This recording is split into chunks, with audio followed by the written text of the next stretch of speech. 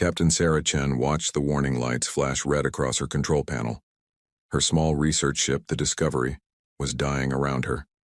The engine had exploded 3 hours ago, and now she was drifting through empty space with no power and failing life support.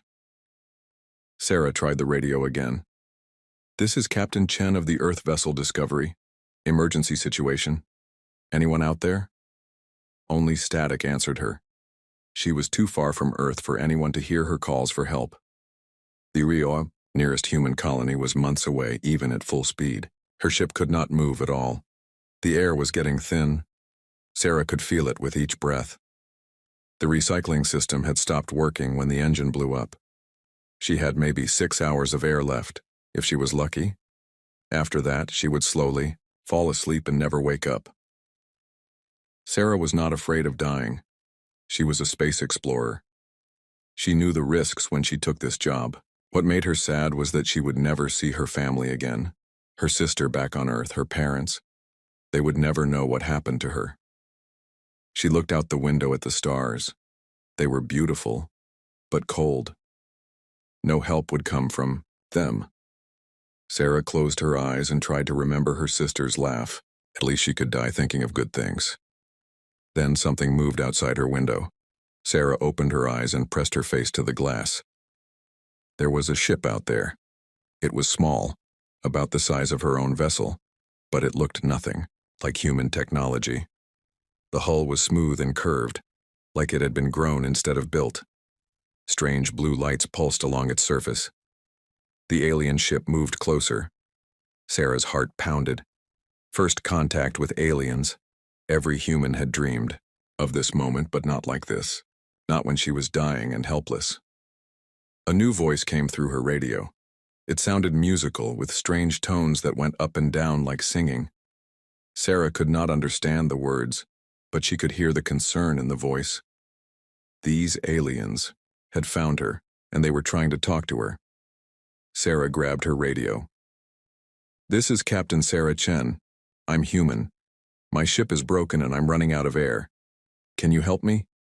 The singing voice spoke again. Then Sarah heard clicking sounds, like the aliens were talking among themselves. Her radio crackled, and suddenly she heard words she could understand. We learn your words from your talking box. You are hurt?" Sarah almost cried with relief. They had somehow figured out her language from her radio signals. "Yes, I'm hurt. My ship has no power, no air. I will die soon if you can't help me." "We help. We try help. Stay calm. We come to you." Through her window, Sarah watched the alien ship move even closer. It was beautiful in a strange way. Now she could see that the blue lights were not just decoration. They seemed to be part of how the ship worked. As she watched, a tube extended from the alien ship toward hers. Sarah felt a bump as the tube connected to her ship's docking port. Then she heard new sounds. The hiss of air, the hum of power being restored. The aliens were sharing their life, support with her. The airlock door opened, and Sarah got her first look at an alien being. The creature was tall and thin, much more fragile looking than a human. Its skin was pale blue and seemed to glow softly. It had 4 arms instead of 2, and its head was larger than a human head, with big dark eyes that looked very intelligent. When it moved, it seemed to float rather than walk. Behind the first alien came 2 more. They all wore what looked like environmental suits, but the suits were as beautiful as their ship, smooth and organic looking. The first alien spoke, and Sarah heard the translation through her radio. "I am Navigator Velton. We are Kethari. You are very sick, yes? Your body is wrong for space." Sarah nodded. "I'm dying. The explosion hurt me inside, and I've been breathing bad air for hours." Velton's big eyes showed worry. "We try to fix you, but we do not know human bodies. We learn as we help." The other 2 aliens, Sarah thought of them as doctors, began examining her with strange tools that glowed and hummed. They spoke quickly to each other in their musical language. Sarah could tell they were concerned. "Your body makes heat wrong," Velton explained, "and your blood is different from ours. We must change our healing machines to work on you. For the next hour, Sarah watched the Cathari work. They were clearly struggling. Their medical equipment was designed for their own bodies, not for humans. But they did not give up. They took apart their machines and rebuilt them. They shared their own medicine with her, even though they did not know if it would help or hurt. Sarah realized these beings were risking their own lives to save her. If their medicine was wrong for human bodies, it could kill her. If they used too much of their own life support helping her, they might not have enough to get home. "Why are you helping me?" Sarah asked. "You don't know me. I'm not even your species." Velton looked at her with those big, kind eyes. "You were calling for help. We heard you. How could we not try to save you?" It was that simple for them. They heard someone in trouble, so they helped. It did not matter that she was alien. It did not matter that helping her put them in danger. After 2 more hours of work, the Cathari doctors said she was stable enough to travel. But there was a problem. Sarah's ship was too damaged to move, and the Cathari ship was too small to carry both crews safely. "We take you to our world," Velton said. "But the trip is long and hard. We must use much power. We might not have enough food and air for everyone." Sarah started to protest. She could not let them risk their lives even more for her. But Velton held up one of his 4 hands. "We already choose," he said. "We save you. That is what we do." The trip took 8 days. Sarah learned more about the Cathari during that time. They were explorers, like her. They traveled between stars, studying new worlds and learning about the universe. They were peaceful beings who had never fought a war in their entire history. But Sarah also learned they were in trouble. Velton told her about the hegemony, a group of aggressive alien species who took technology from peaceful races by force. The hegemony wanted Cathari science and knowledge. They had already destroyed 3 Cathari colonies. "They will come to our home world soon," Velton said, sadly. "We cannot fight them. We do not know how to make weapons. We only know how to heal and learn and explore." Sarah felt her heart break for these kind beings. They had saved her life, even though they were facing destruction themselves. They were too good for this universe, too pure. But Sarah was human. Humans knew about fighting. They knew about protecting the innocent. And they never forgot their debts. As the Cathari ship approached their beautiful blue and green world, Sarah made a silent promise. These beings had saved her when they could, have just ignored her distress call. They had risked everything for a stranger. Now it was time for humanity to return the favor. Sarah just had to figure out how to get a message to Earth before the hegemony arrived. Time was running out, and she was the only human in this entire star system. But humans were good at impossible things. Sarah Chen was about to prove that. Sarah Chen stood on the observation deck of the Cathari Medical Center, looking out at their world. It was the most beautiful planet she had ever seen. 3 moons hung in the purple sky, and floating cities drifted through the clouds like dreams, made real. Everything was curved and smooth, grown rather than built. It looked like paradise. But paradise was about to be destroyed. "Your body heals well," said Dr. Yathara, checking Sarah's vital signs with a device that felt warm and alive in her hands. "Human healing is fast, much faster than Cathari healing. Your people are very strong." Sarah smiled at the gentle doctor. After 2 weeks on this world, she had learned to love the Cathari. They were everything humans tried to be but often failed at: kind, wise, peaceful, and always willing to help others. Even now, with their own destruction approaching, they spent their time caring for her. "How much time do we have?" Sarah asked. Yathara's large eyes grew sad. "The Council of Minds says perhaps 30 days, maybe 40. The hegemony ships are moving slowly, stopping at each system to take what they want." Sarah had learned about the hegemony over the past weeks. They were not just one species, but 5 different alien races that had joined together under military rule. They conquered peaceful worlds and stole their technology.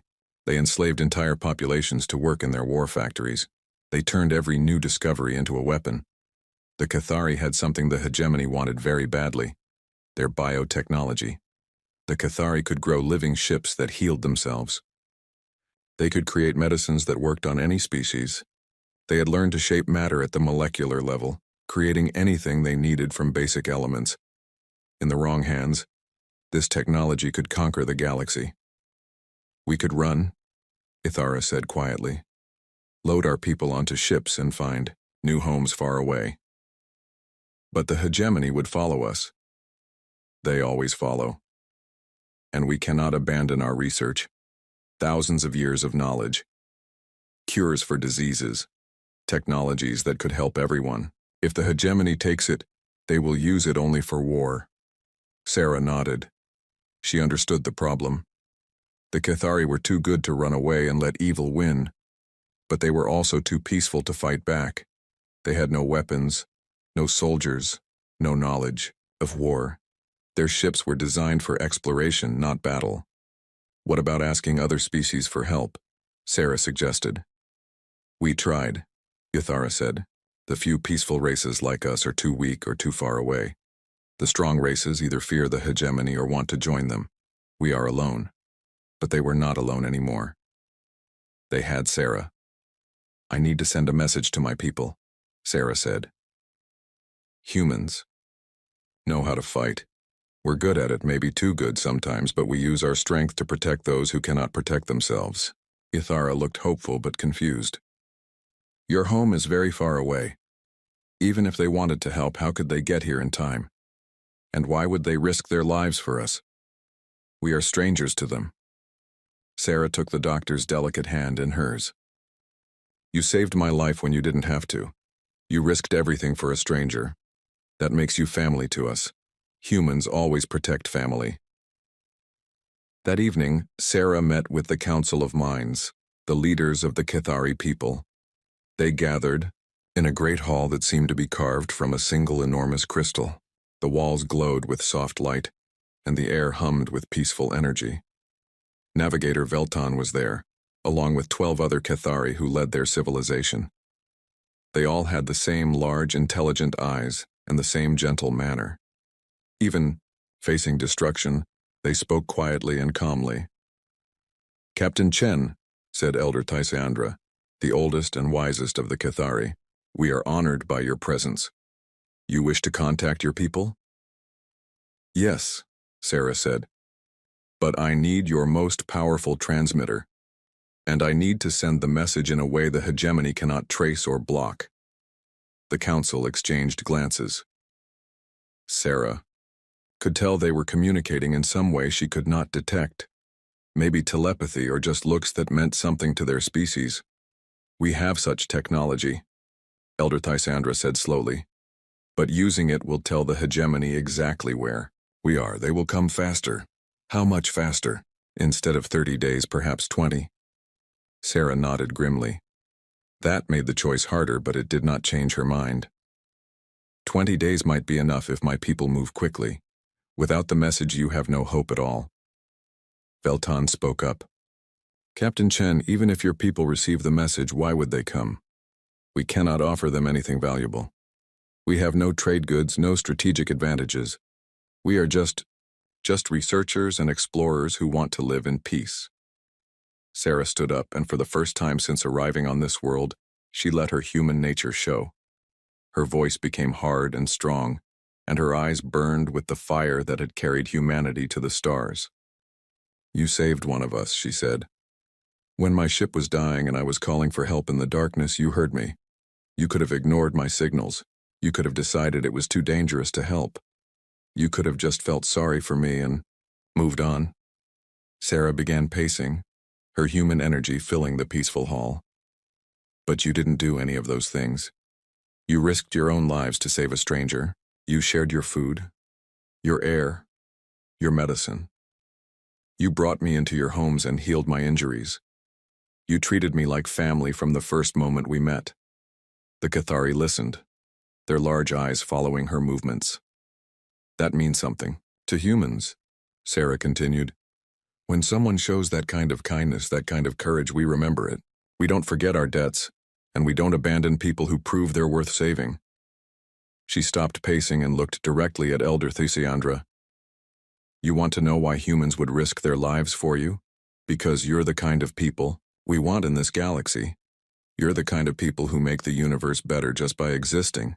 And if we let the hegemony destroy you, we lose something precious that we can never get back. Elder Thysandra was quiet for a long moment. Then she smiled. The first time Sarah had seen a Cathari show such strong emotion. Very well, Captain Chen. We will send your message. But you must understand, if your people cannot come, or if they arrive too late, you will die with us. Are you willing to take that risk? Sarah thought of her sister back on Earth, her parents, her friends. She might never see them again. But she also thought of Veltan, who had saved her life, of Dr. Ithara, who had healed her injuries, of this entire gentle, wonderful civilization that was about to be wiped out by bullies and killers. Yes, she said, I'm willing to take that risk. 3 hours later, Sarah stood in the communications center of the Cathari capital city. The transmitter was unlike anything humans had built, a living crystal that pulsed with energy and seemed to reach across space with tentacles of light. The message will take 5 days to reach your home, Veltan explained. If they send ships immediately, they could arrive in 12 to 15 days. Sarah nodded and activated the recording device. She had one chance to get this right. One chance to convince Earth to send their entire fleet to save a species they had never met. She took a deep breath and began to speak. This is Captain Sarah Chen of the research vessel Discovery, speaking to Earth Command and the Terran Council. I am alive and well, rescued by an alien species called the Cathari. But I am calling for help. These people saved my life when they could have left me to die in space.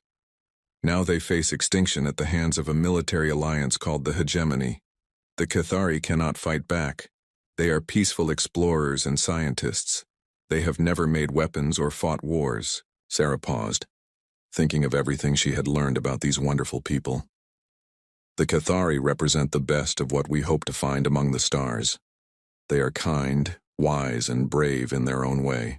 They risk everything to help strangers. They share their knowledge freely. They have never conquered or enslaved anyone. The galaxy needs people like this. She looked out the window at the floating cities, at the beauty these people had created through centuries of peace and learning. I know Earth is far away. I know we barely have enough ships for our own defense. But if we let the hegemony destroy the Cathari, we lose something precious. We lose proof that civilizations can be better than we are. We lose allies who could teach us to be better than we are. Sarah's voice grew stronger as she continued. The Cathari saved one human because it was the right thing to do. Now I'm asking humanity to return the favor. Not because we owe them a debt, though we do. Not because we need their technology, though it could help us. But because saving good people from bad people is what humans do. It's who we are at our best. She ended the recording and turned to Veltan. Now we wait, she said. And we hope that humanity is everything I told them it is. The message shot out into space, carrying Sarah's words toward Earth. Somewhere behind them, the hegemony fleet was getting closer, bringing death and slavery to this peaceful world. Sarah had done everything she could. Now it was up to her people to prove that humans never abandoned their friends. Admiral Marcus Torres stood in the center of the Terran Command Center, watching the recording for the third time. Around him, the most important people in human space sat in stunned silence. Sarah Chen's message had arrived 6 hours ago, and the debate had been fierce ever since. Run it again, said Counselor Williams, her face pale with worry. We've all heard it 3 times already, Admiral Torres replied, but he nodded to the technician anyway. Sarah's voice filled the room once more, telling them about the Cathari and their approaching doom. When the message ended, the room erupted in arguments. It's impossible, said General Morrison, slamming his hand on the table. We barely have enough ships to protect our own colonies. Chen is asking us to send our entire fleet to the other side of the galaxy to fight an enemy we know nothing about. The Cathari saved her life, Counselor Davis pointed out. Doesn't that mean anything? Of course it means something, General Morrison shot back. But we can't risk the safety of billions of humans for one species of aliens. What if this hegemony decides to attack Earth next? What if we lose our entire fleet in some hopeless battle? Admiral Torres listened to the arguments without speaking. He'd been thinking about Sarah's message since it arrived. He knew every word by heart now, but it was not the words that convinced him. It was what he heard between the words. "Admiral," said Counselor Williams, "you've been quiet. What do you think?" Torres stood up and walked to the large window that looked out over Earth's capital city. Millions of people lived down there, going about their daily lives, never knowing that the fate of an entire alien civilization was being decided in this room. "I think," Torres said slowly, "that this is the most important decision humanity has ever made." He turned back to face the council. "Not because of the Cathari, though they sound like good people. Not because we owe them a debt, though we do, but because of what this decision says about who we are." General Morrison frowned. "What do you mean?" "I mean that for centuries humans have told ourselves stories about what we would do if we met aliens. We imagined ourselves as the brave explorers who would make friends with peaceful species and protect them from hostile ones. We dreamed of being the good guys in a galaxy full of conflicts." Torres walked around the table, looking each council member in the eye. "Well, now we get to find out if those stories were true. Here is a peaceful species that saved one of our people. Here is an evil empire that wants to destroy them. Here is our chance to be the heroes we always said we would be." "But the cost," Counselor Williams protested. "We would have to send every available ship, every trained pilot. If we lose, Earth would be defenseless." "If we don't go," Torres replied, "we might as well disband our military right now, because what good is having ships and weapons if we only use them to protect ourselves? What good is having power if we never use it to help others?" The debate continued for hours. Some council members worried about the military risks. Others worried about the cost. Sending the entire fleet would bankrupt the human colonies for years. A few even questioned whether Sarah's message was real, or if it might be some kind of trap. But Admiral Torres kept coming back to one simple fact. The Cathari had saved Sarah when they did not have to. That single act of kindness had started a chain of events that could change the galaxy. "There's something else," Torres said when the room finally grew quiet. "Something we haven't talked about yet." "What's that?" asked Counselor Davis. "This hegemony has been conquering peaceful species for years. The Cathari are just their latest target. If we let them succeed, how long before they come for us? How long before they decide that human technology looks interesting?" The room went silent. Everyone understood what Torres was saying. The hegemony was not just a threat to the Cathari. They were a threat to every peaceful civilization in the galaxy. Better to fight them now, far from Earth alongside allies, Torres continued. Better to stop them while we still can, before they get stronger. General Morrison shook his head. "You're assuming we can win.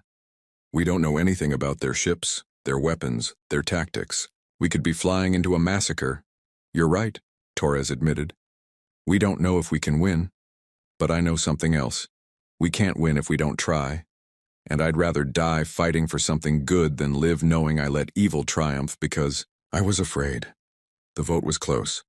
7 council members voted to send the fleet, 5 voted against. It was just enough. Within hours, every human military base in the galaxy received the same message. All ships to assemble at Luna Station, Priority Alpha. This is not a drill. Captain Elena Vasquez was commanding a patrol cruiser near the Jupiter colonies when the order came through. She had never seen a Priority Alpha alert before. Her crew gathered on the bridge, confused and worried. "What's going on, Captain?" asked her first officer. "I don't know yet," Vasquez replied, "but we're about to find out." The journey to Luna Station took 3 days. As Vasquez's ship approached Earth's moon, she could not believe what she saw. Ships were coming from everywhere. Military cruisers, cargo haulers that had been fitted with weapons, even luxury yachts that had volunteered for combat duty. Luna Station had never seen so many ships in one place. The orbital facility was designed to handle maybe 50 vessels at once. Now there were over 300, with more arriving every hour. "This is Commander Sarah Mitchell of the battleship Endeavour," came a voice over the radio. "All ship commanders report to Conference Room Alpha for briefing." The briefing room was packed with captains, commanders, and pilots from across human space. Some were career military officers. Others were merchant captains who had volunteered their ships for the mission. A few were asteroid miners who had strapped weapons to their cargo haulers and come to help. Admiral Torres stood at the front of the room, looking tired but determined. Behind him was a large display showing a star map with a route marked in red.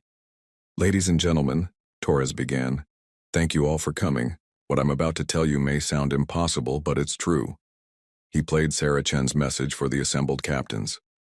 The room was dead silent as they listened to her description of the Cathari and their approaching doom. When the message ended, Torres continued, "We have 15 days to get to the Cathari system. It's the longest fleet movement in human history. Many of our ships are not designed for such a journey. Some of you may not make it." A captain near the back raised her hand.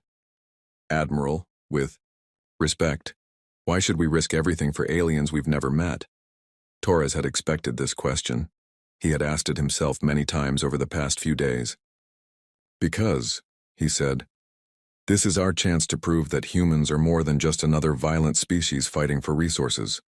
This is our chance to show the galaxy that we stand for something better." He walked closer to the assembled captains.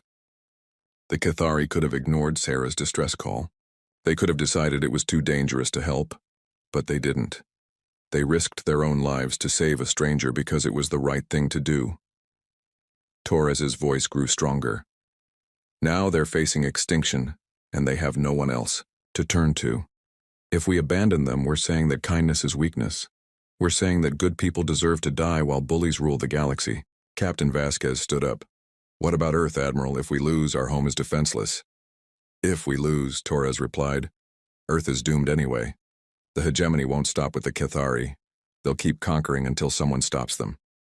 Better to fight them now, while we have allies, than wait for them to come to us." One by one, the captains began to understand. This was not just about saving the Cathari. This was about what kind of species humanity wanted to be.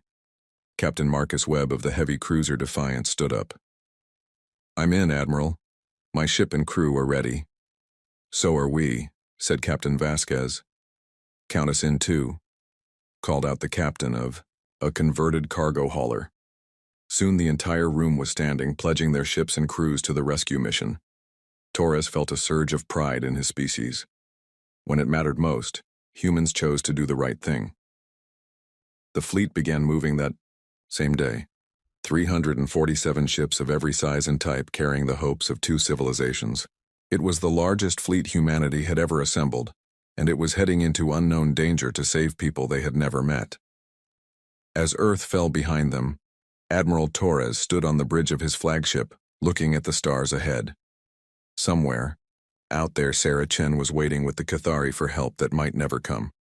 Somewhere out there, the hegemony was closing in on their next victims. Torres activated the fleet-wide communications. "All ships, this is Admiral Torres. We are now committed to this course. There is no turning back. In 15 days, we will either save the Cathari civilization or die trying. Either way, we will show the galaxy what humans are made of." The fleet pushed through hyperspace at maximum speed, racing against time. Behind them, Earth held its breath. Ahead of them, a small blue world waited for salvation. Sarah Chen had asked humanity to prove that they were everything she said they were. Now they would find out if her faith in her people was justified. The galaxy was about to learn what happened when someone threatened a friend of humanity. They would learn that humans never forgot their debts. They would learn that humans always came back for family, and they would learn that anyone who saved one Sarah Chen stood in the Cathari war room, though calling it a war room felt wrong. These gentle people had never planned for war. Their beautiful crystalline chamber had been hastily converted from a place where they discussed exploration missions into a place where they planned for survival. The hegemony fleet dropped out of hyperspace 1 hour ago, reported Scout Captain Velton, his normally calm voice tight with worry. 230 ships. They are moving toward our world slowly, scanning everything. Sarah studied the display that showed the approaching enemy fleet. The hegemony ships looked nothing like the elegant Cathari vessels. They were angular, aggressive, covered in weapons and armor. They looked exactly like what they were, tools of conquest and destruction. How long until they reach the planet? Sarah asked. 6 hours at their current speed, replied Elder Tysandra. They are taking their time. They want to study our defenses before they attack. Sarah almost laughed, but there was no humor in it. The Cathari had no defenses. Their ships were designed for exploration, not fighting. Their cities had no shields or weapons. They had lived in peace for so long that they had forgotten how to prepare for war. We need to change that, Sarah said. 6 hours is not much time, but it's enough to give them a surprise. Over the past week, since the hegemony fleet had been detected approaching their system, Sarah had worked with the brightest Cathari scientists to prepare for this moment. It had been like trying to teach mathematics to artists or poetry to engineers. The Cathari understood energy and matter and living systems, but they had never thought about using that knowledge to hurt people. Sarah had to teach them. "Show me what we've prepared," she said. Dr. Yathara activated a new display.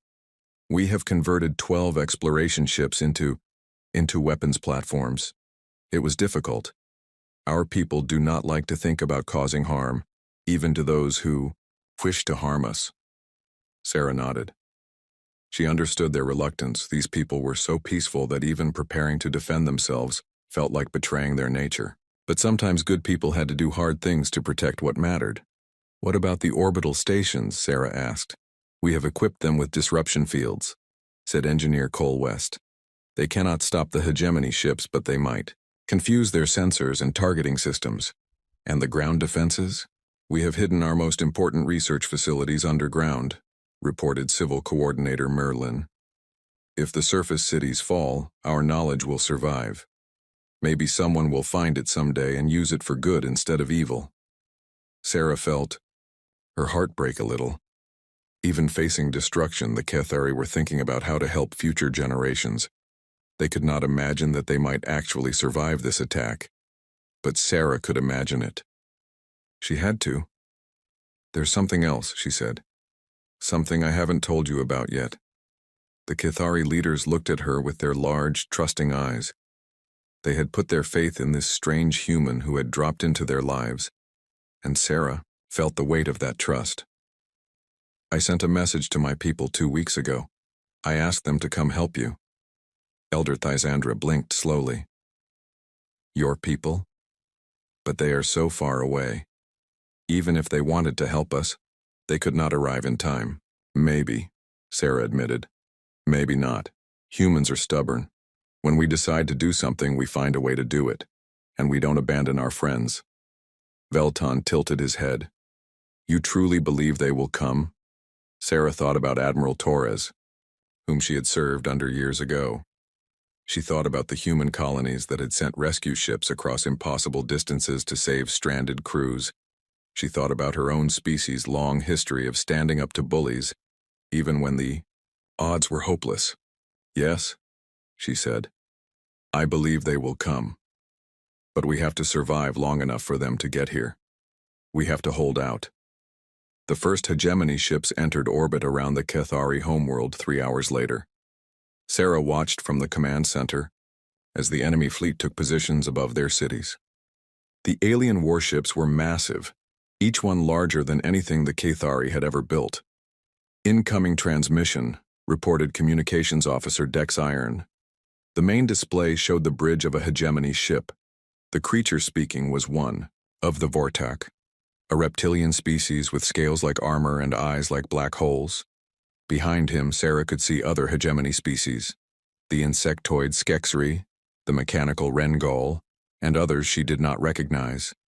"Cathari of this world," the Vortak commander spoke, his voice like grinding stone. "I am War Captain Grixoth of the hegemony fleet. You have something we want. Your biotechnology will serve the hegemony well." Elder Thysiandra stepped forward, her gentle voice carrying clearly through the transmission. War Captain, we greet you in peace. Our knowledge is freely shared with all who ask. You do not need to take it by force. Grixoth laughed, a harsh sound that made several Cathari flinch. Freely shared? We do not want your charity, plant growers. We want your surrender. Give us your technology and your scientists, and we will allow your people to live as workers, in our minds. And if we refuse? Elder Thysandra asked, though Sarah could see that the question pained her. Then we will take what we want from the ruins of your cities. Choose quickly. You have 1 hour. The transmission ended, leaving the command center in silence. We cannot surrender, said Dr. Yathara quietly. If the hegemony gets our biotechnology, they will use it to conquer other peaceful worlds. The death and suffering would be enormous. But we cannot fight them either, said Veltan. Look at their fleet. Look at our ships. We are scholars and explorers facing an army. Sarah stepped into the center of the room. Then we don't fight them ship to ship. We fight them smart. For the next hour, Sarah explained her plan. It was desperate and dangerous, but it was their only chance. The Cathari listened with growing amazement as this human outlined tactics they had never imagined. You want us to trick them? Asked Engineer Cole West. Humans call it guerrilla warfare, Sarah explained. When you can't win by being stronger, you win by being smarter. You hit the enemy where they don't expect it, then disappear before they can hit back. When the hour was up, Elder Thysandra sent their reply to War Captain Grixoth. We choose to remain free. The bombardment began immediately. Hegemony ships opened fire on the floating cities, their energy weapons cutting through the beautiful crystalline structures like knives through flowers. But the cities had been evacuated. The Cathari had moved, underground, taking their most important knowledge with them. Phase 1 is working, Sarah reported as she watched the tactical display. They're destroying empty buildings while our people are safe below. But Phase 1 was just the beginning. As the hegemony ships moved closer to the planet to increase their bombardment, Sarah's converted Cathari ships struck from hiding places among the moons and asteroid fields. The attacks were quick and precise. A converted research vessel would appear behind a hegemony ship, fire its new weapons at the engine section, then disappear back into hyperspace before the enemy could respond. Another ship would target the communication arrays of a different vessel, cutting it off from the fleet. Impossible, roared War Captain Grixoth over the communications channel. These are explorers. They do not know how to fight. But they were, learning fast. Under Sarah's guidance, the Cathari discovered they had a natural talent for the indirect approach. Their ships were fast and maneuverable. Their knowledge of the local system was perfect. And their ability to coordinate without radio communications, something Sarah still did not fully understand, made them unpredictable. For 6 days, the siege continued. The hegemony fleet grew more frustrated as their overwhelming advantage was slowly chipped away by an enemy they could not pin down. They had come expecting easy conquest and found instead a war of shadows and surprises. But Sarah knew they could not hold out forever. The Cathari were not warriors, and the strain was showing. They had lost 3 of their converted ships, and several more were badly damaged. Worse, the hegemony was learning to adapt to their tactics. Sarah, said Veltan, entering the command center with exhaustion clear in his large eyes. Our attack on the hegemony supply convoy failed. They were waiting for us. We lost the research vessel Gentle Current and all hands. Sarah closed her eyes. 15 Cathari had died on that ship. 15 gentle souls who had never wanted to hurt anyone. They had died because Sarah had asked them to fight. How many ships do we have left, she asked. 7 that can still fight. The others are too damaged. 7 ships against over 200. Sarah felt despair creeping into her heart. They had done their best, but it was not enough. The hegemony was simply too strong. There's something else, Veltan said quietly. War Captain Grixoth has threatened to start executing civilian prisoners if we don't surrender. He has captured 300 of our people from the outer settlements. Sarah felt rage burn through her. These monsters were not content with military conquest. They wanted to break the Cathari spirit by threatening innocents. How long do we have? She asked. He says one day, if we don't surrender by tomorrow, he will start killing 10 prisoners every hour until we do. Sarah Chen stood in the ruins of what had been the most beautiful command center in the galaxy. Broken crystal covered the floor, and smoke drifted through holes in the walls where hegemony bombardment had found its mark. She clutched a portable scanner in her hand, still searching the empty space at the edge of the system. Nothing. Just stars and darkness. Sarah, said Veltan, his voice heavy with defeat. It is time. War Captain Grixoth will begin executing prisoners in 1 hour. If we do not surrender. Sarah looked around at the remaining Kithari leaders. Elder Thysandra sat with her head bowed, her normally glowing skin dim with exhaustion.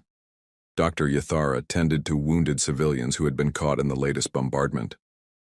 Engineer Call West worked frantically to repair their failing defenses, but everyone knew it was hopeless. They had fought for a week with courage that surprised even Sarah. These gentle people had learned to be warriors when they had no choice. But 7 damaged ships could not hold off an entire fleet forever. Maybe, Sarah said quietly, maybe my people couldn't make it in time. Maybe the distance was too great, or they couldn't spare the ships.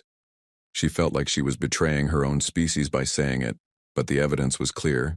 The sensors showed no sign of approaching human ships. Earth had either decided not to come, or they would arrive too late to matter. You did everything you could, Elder Thysandra said, lifting her head to look at Sarah with those large, kind eyes. You taught us to fight. You gave us hope. You showed us that there are good people in the galaxy who will stand up to evil. That knowledge will survive, even if we do not. Sarah wanted to scream. These people were too good for this universe. They deserved to live, to continue their peaceful exploration of the stars, to share their knowledge and kindness with other species. Instead, they would be enslaved or killed because they had been generous enough to save one lost human. I should surrender myself, Sarah said suddenly. Tell Grixoth that I'm the one who taught you to fight. Maybe he'll leave you alone if he gets the human who caused him so much trouble. No, said Veltan firmly. We will not trade your life for a few more hours of freedom. We stand together, or we fall together. Sarah felt tears in her eyes. Even facing the end, the Kithari were thinking about protecting others instead of themselves. The communication system crackled to life. War Captain Grixoth's ugly face appeared on the damaged display screen. Well, plant growers, have you decided to be reasonable? I have 300 of your people ready to die for your stubbornness. Their blood will be on your hands if you do not surrender now. Elder Thysandra stood slowly, preparing to give the surrender that would doom her people to slavery. Sarah closed her eyes, unable to watch the moment when evil triumphed over good. Then Engineer Cole West screamed, Contact! Multiple contacts on long-range sensors. Ships dropping out of hyperspace at the system edge. Sarah's eyes snapped open. She grabbed the scanner and pointed it toward the coordinates Cole West was reading out. For a moment, she saw nothing. Then space began to fill with ships. Dozens of ships. Hundreds of ships. More ships than Sarah had ever seen in one place. Human ships, she whispered, then louder. Human ships! It's the Earth fleet. The Kithari command center erupted in amazed voices. On the display, War Captain Grixoth was shouting orders to his officers, demanding to know where these new ships had come from. Sarah activated the human communication frequencies and heard the most beautiful sound in the galaxy, Admiral Torres's voice. This is Admiral Marcus Torres of the Terran Fleet, broadcasting to all ships in this system. We are here for Captain Sarah Chen and the Kithari people. Any hostile forces in this area have one chance to withdraw peacefully. Sarah grabbed the microphone with shaking hands. Admiral Torres, this is Sarah Chen. The Kithari are under attack by a force called the Hegemony. 200+ ships, heavily armed. They've taken prisoners. Copy that, Captain Chen. We see them. Message 2. Hegemony forces. You have something that belongs to us. Stand down and release all prisoners immediately. War Captain Grixoth's image reappeared on the Kithari screens. His reptilian features were twisted with rage and confusion. What is this? Who are these new ships? This system is under hegemony control. Admiral Torres's reply came over all frequencies. This system is under the protection of the human colonial fleet. You are in violation of interstellar law and common decency. Withdraw immediately or face the consequences. Grixoth laughed, though it sounded forced. Humans? I have never heard of your species. You cannot threaten the hegemony with 200 ships. 200? Torres sounded amused. Who said anything about 200? On the long-range display, more ships continued to drop out of hyperspace. The human fleet kept growing. 300 ships, 400, 500. Every vessel that Earth could spare, every cargo hauler that could mount weapons, every volunteer ship that had answered the call. Impossible, Grixoth breathed. No one has fleets this size. No one risks everything for strangers. You're about to learn something about humans, Torres replied. We don't like bullies. And we really don't like people who threaten our friends. The human fleet began moving toward the planet, their formation perfect despite the different types of ships.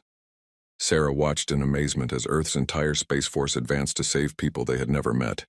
Admiral, she radioed, the hegemony has taken Cathari prisoners. They're threatening to execute them. Not on my watch, Torres replied grimly.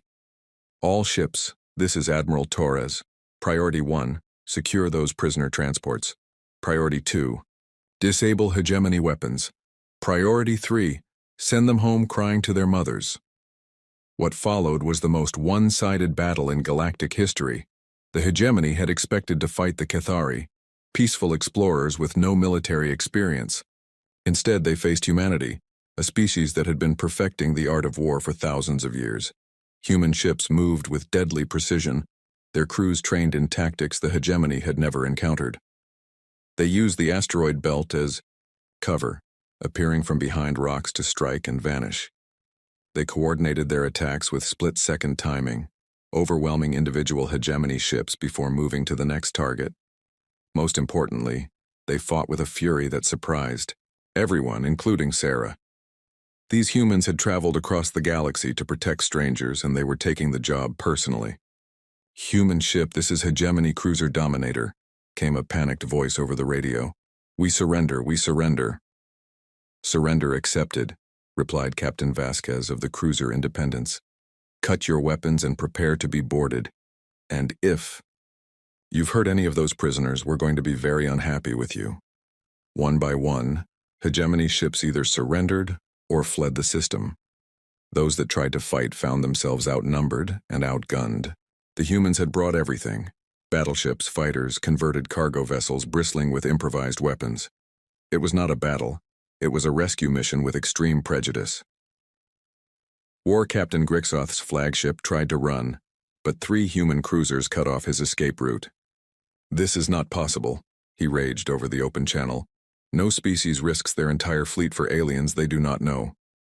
Admiral Torres's reply was calm and certain. You saved one of ours. That makes you family. And humans always come back for family. Within 6 hours, the hegemony fleet was destroyed or scattered. The prisoner transports were secured, and every captured Cathari was freed unharmed. The bullies who had terrorized peaceful species for decades had met their match in humanity's stubborn refusal to let evil win. Sarah stood on the observation deck of Admiral Torres' flagship, looking down at the Cathari homeworld. The floating cities were rising from their hiding places, their crystal spires gleaming in the light of 3 moons. Cathari and human ships worked together to repair the damage from the siege. I can't believe you came, she said to Torres. The whole fleet, everything Earth had. Torres smiled. Did you really think we wouldn't? You sent us a message about people who saved one human life because it was the right thing to do. What did you expect us to do? Send a thank you card? But the risk, Sarah protested. If you had lost, Earth would have been defenseless. If we had stayed home, Torres replied, we would have lost something more important than ships. We would have lost our souls. Below them, Cathari and human engineers worked side by side, sharing technology and ideas.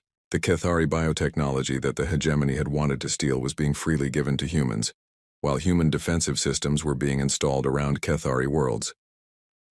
What happens now? Sarah asked. Now we make sure this never happens. Again, Torres said. The Cathari are under human protection. Any species that threatens them will answer to us, and we're going to find other peaceful civilizations that need help. The galaxy has been ruled by bullies for too long.